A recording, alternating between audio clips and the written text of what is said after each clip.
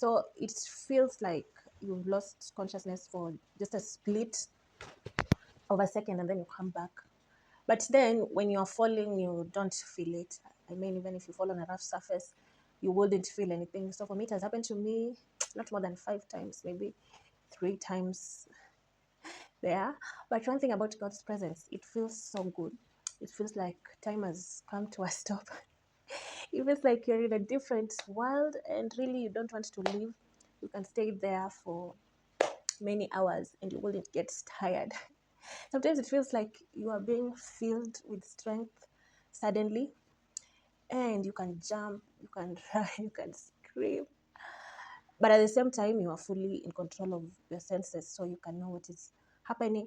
But what you lose self consciousness, suddenly it's like, yeah, it doesn't, you don't care who is looking at you or what is happening. It's like you're just lost in another realm. But the most important part is that after that, you'll realize that afterwards you feel so much peace, so much joy. If you're struggling with something, you'll find that it just fades away. So really, when we encounter God's presence, we never remain the same.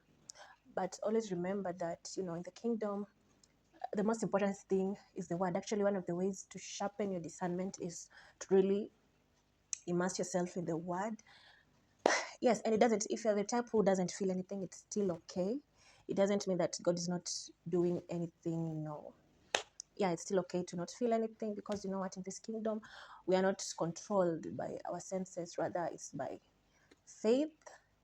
Yes, but there are people who are gifted with the gift of discernment, and they can sense the presence of angels, they can sense the presence of demons, they can sense human intentions, they can sense when the spirit is moving and all that. Yeah, but if you desire to, now the reason why I do not emphasize on manifestations, because I was one of those people who never used to feel anything, my goodness. And you can imagine, I was a member of a charismatic church.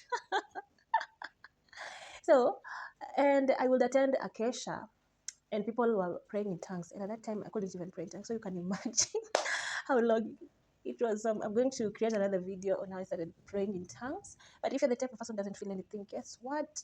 There is nothing wrong with you. God loves you equally. God is equally at work in your life. But please do not mock the experiences that people have.